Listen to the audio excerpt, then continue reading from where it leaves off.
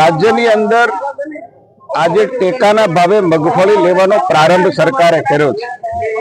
ખેડૂત દીઠ 125 મણ એ આજે લેવાનો પ્રારંભ થયો છે। સાવરકુંડલા માર્કેટ યાર્ડમાં આજે એનો શુભારંભ થયો છે। તમે પણ જોયું કે કેટલાક ખેડૂતો કે જેમને ગઈકાલે જ SMS દ્વારા જેમનો વારો હતો એમને સંદેશો આપીને આજે બોલાવવામાં આવ્યા છે ને એની મગફળી આજથી લેવાની શરૂઆત થઈ છે, એનો પ્રારંભ પણ થયો છે।